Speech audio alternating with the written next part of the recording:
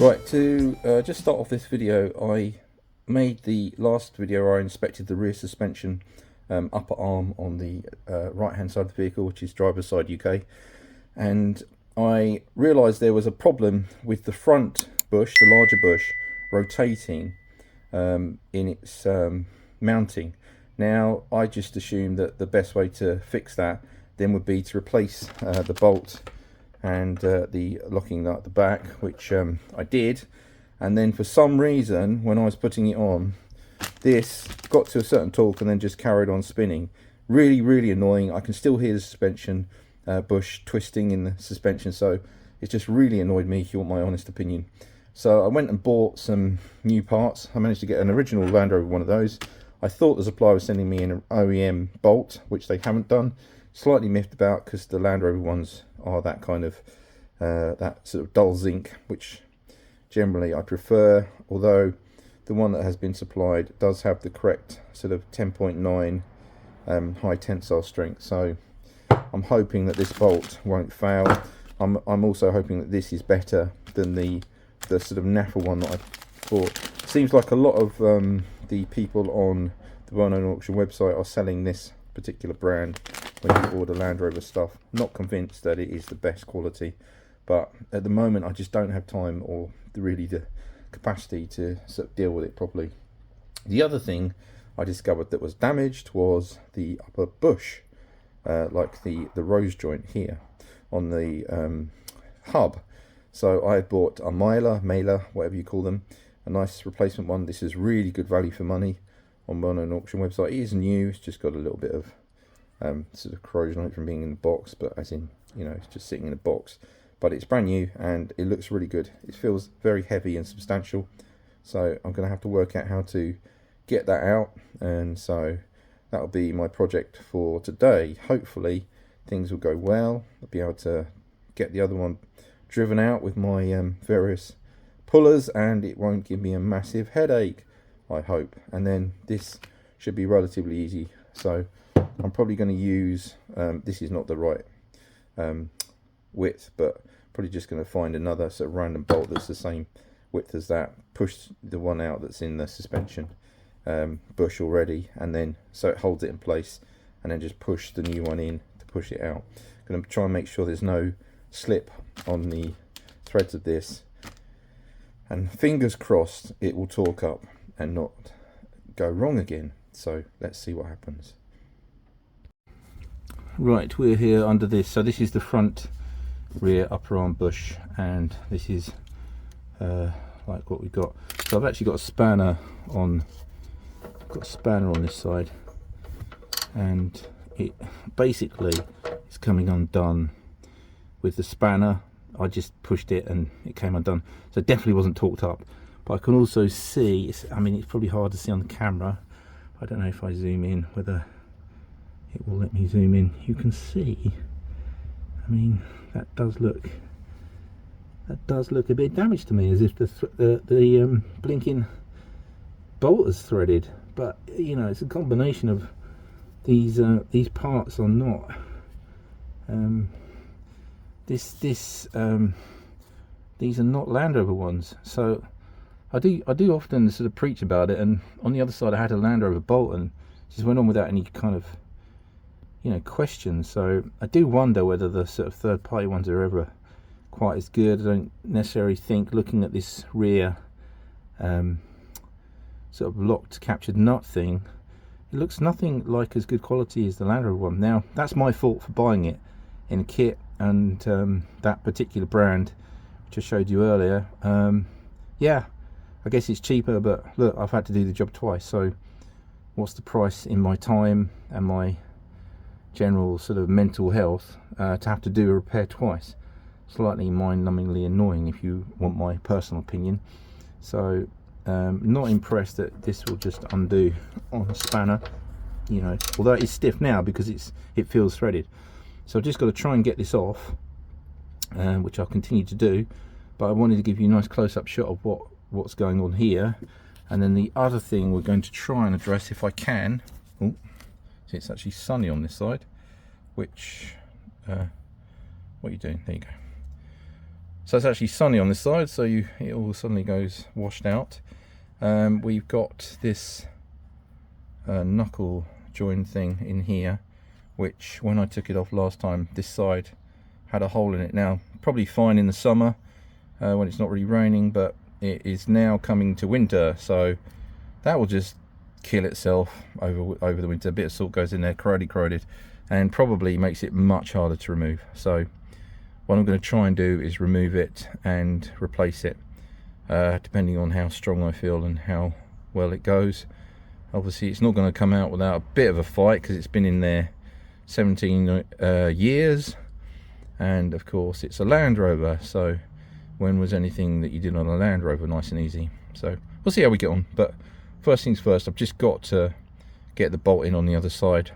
Follow the procedures. I'll have to drop the suspension and then you know, jack it up to ride height, which is something like 485mm. I might have to correct that, but it's something like that. And then I will hopefully be able to torque up this troublesome bush and stop it from rotating, because it must be affecting the suspension. It must affect the quality of the ride, and it must affect how the vehicle handles, and I'm just not happy with it at all, and it's been niggling at me for ages. And obviously, having had a major operation and a kidney transplant, it's just not been something that I could deal with until about, you know, now I feel okay, trying not to put too much strain on myself, but I've just really got to deal with it, because every time I drive the car it drives me mad because I can hear it creaking. Right, let's carry on.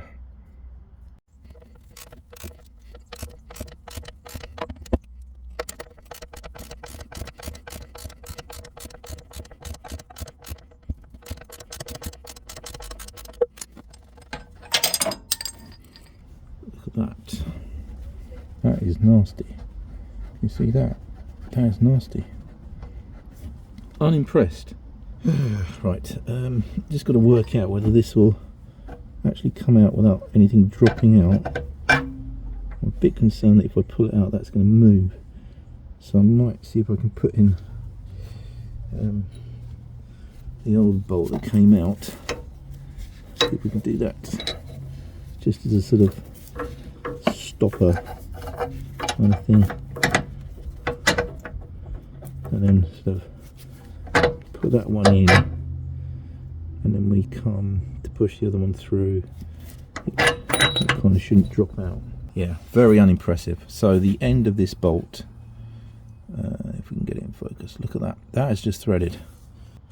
That is the first time I've ever had that happen to me. What I don't know is if that's got contaminated with sort of alu slip or something, but it shouldn't be on the thread, because I would have cleaned it. So I'm just gonna, when I get the new one in, I'm gonna spray brake clean on it. I'm just gonna really make sure the thread has got nothing on it at all, and then just go from there.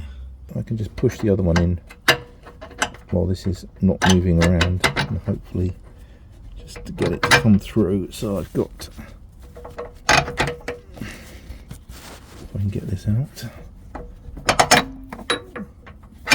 get the other one through.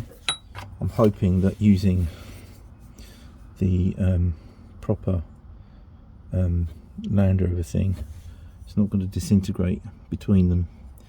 I mean, I'm sure that last time I threaded it on my fingers, again, all the stuff that you usually do, so maybe it got contaminated with alu slip, or there was some copper slip in there or something, but that is just really bizarre that it wouldn't torque up and it just threaded itself. So I feel a little bit jaded now because I don't want it to do it again, but there you go.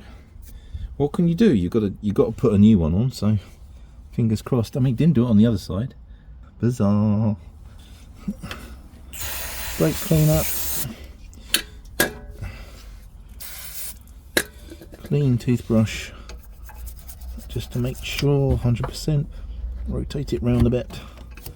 Brush it off. Rotate it round a bit. Brush it off. Between it. In a clean piece of towel. So in theory, that should be nice and clean. Just going to put my light on it to make sure I can't see any traces of anything strange in there. Doesn't look like there's anything in the thread. Let's bring this over at the top into position. So this is the same as I did before, finger tight. So I'm not, there's no way this is threaded because I'm putting it on with my fingers here. There we go. We have positioned our new captured nut in there. The bolt is pushed through. It's all been cleaned off with a bit of brake cleaner just to make doubly sure both sides that there's no copper slip. And we shall see shortly whether it torques up. What I may do now is move on to the rose joint, because that would be more sensible to kind of do that and then come back and torque at the end.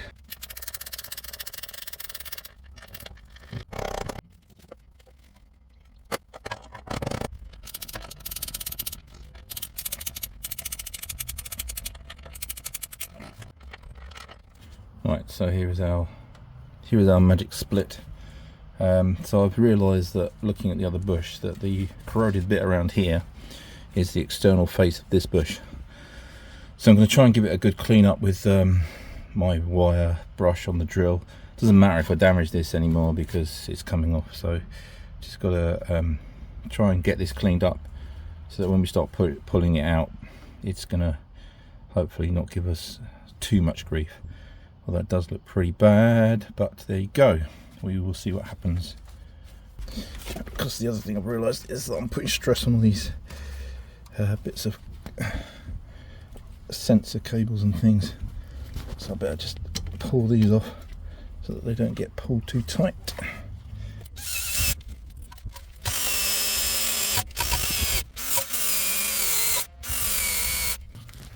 Okay, explaining. Right, I have a puller kit, so I've been in there and I located a couple of what do you call them? I don't know what they are. Puller ring things, these. And then you've got these at the other end just to stop the thing from doing anything weird with the bars as they turn in. So the thing that goes through here would be the threaded bar that you've got the nuts on either end that will tighten up, and when it's a puller you've got these, you have bearings in it, so it helps it spin round and apply more force. And this will take an M12, so that bar is M12. So you line up your I'm having trouble thinking of what the name is, so they're just like the bearing bush things, sleeves, bearing sleeves, bearing puller sleeves, and then you can start to apply force and see if the existing rose joint will start to come out.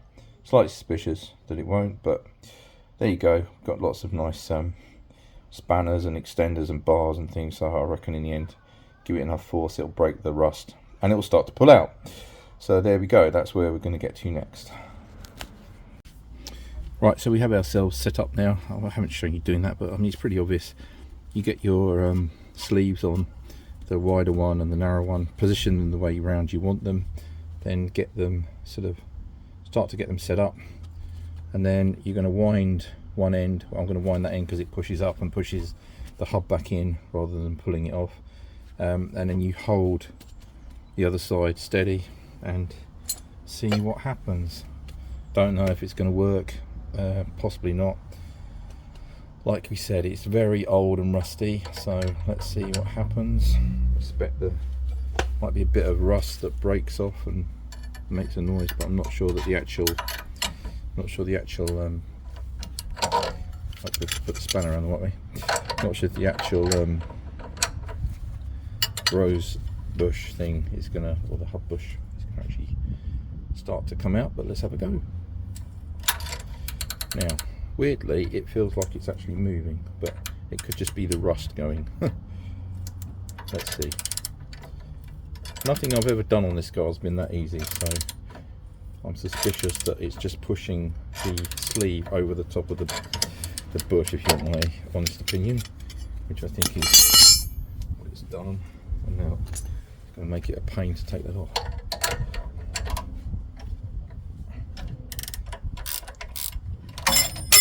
Let's have a look. Whoops. Throwing my spanners around. Come on. Let's have a look. Has it actually moved, or has it just pushed the rust in? Now, I don't like to be optimistic with a Land Rover, but if you ask me, can we actually see it? Can we see? Here, it has actually, try and zoom, it has actually pushed in a bit. It's not helping that its contrast is poor because of the sun. But you can see this has actually moved. Now, I don't, you know, usually with a Land Rover, these things are a pain in the rear end. So I'm actually quite impressed that that's come out. I haven't really brushed off that much of the rust off of it. I just did a bit to kind of get into vaguely where the position was of the bush, and it started to come. So what I need to do now is get to, if I tighten up on the other side, it should just pull it through from that direction, because we're going to get to a point where it's stuck. Okay, I'm actually very pleased and surprised. I thought this was actually going to turn into a nightmare. So far, so good.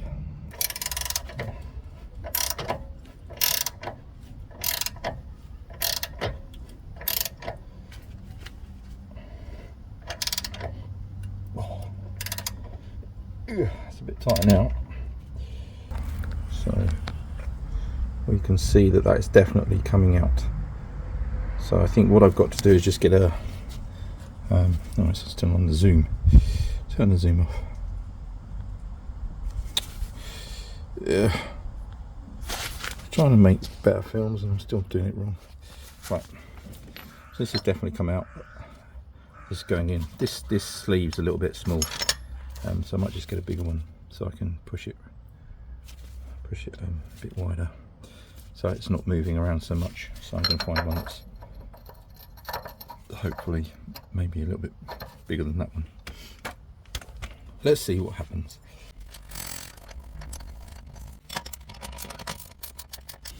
Right, just an update here. It won't pull through this way. It's not really responding to that, but it will. It was pushing before, so I'm going to see if I can just get a smaller collar thing on and see whether I can do it that way. I know that this rubber bit's kind of in the way, but I think if I just put that on and push it, it will get to where that is and hopefully push it in. So just got to work out which sleeve goes on at the top, because otherwise what it's doing is it's sort of bending the bar out of shape because it's not straight. Can't seem to get it to sit flat on this surface when you've got the collar on there. So let's see if we can just get this one to do something a bit more positive and push it through. So the pushing through seems to work. Pulling, no. Don't know whether that's a universal thing or just me. I was also going to try and use my impact gun, but can't really do that if it's not behaving. I need to see if I can get this just aligned really well, so it doesn't matter if I destroy it at this point because I've already got a collar that's big enough to go over the other bush and push it in without damaging it. So it's just a case of getting out the old one, which is always the hardest part of any job, getting the old thing out. Right, let's see if we can hold this in place. See if we can get it to push. There you go, look, straight away. I don't know if you can see that. This is just pushing out without any real difficulty. Can you see it going? So, in theory, this sleeve that I've put on has got a narrower diameter than the hole. I'm hoping that it won't embed itself in there, but I suppose if it does I can get it out again. Look at this.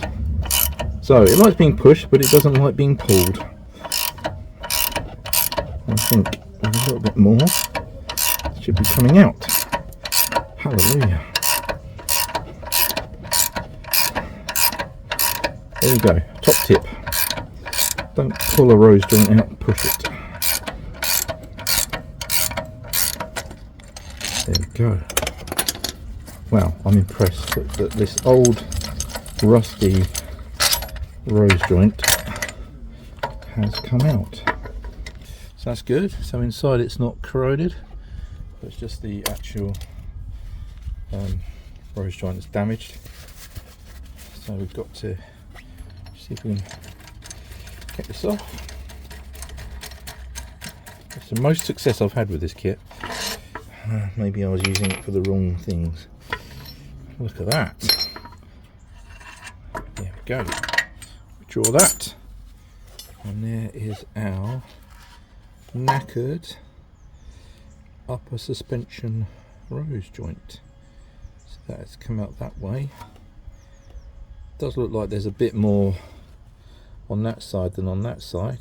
So don't know whether that, I'm just going to follow the rough kind of blueprint for that to push in the new one. I'm going to clean this out a bit, get my it's actually really clean once you wipe it, so I don't know if I need to do a lot to it. I'm going to put some, obviously put some grease on it and grease up the other one as it goes in. They're non-directional, so you don't have to mark the way around it goes, and it's just a sort of, once you take the thing off, you can see that it's just a sort of rotating sort of, well, kind of bush thing that just allows the suspension to move around in 3D. Pretty cool. Not pretty cool that it's broken, but there you go. So we shall then see if we can get the other one to push in. Fingers crossed. Just using a similar technique, I might just brush off the outside of this a bit more, clean it up, and then we can get going on replacing it.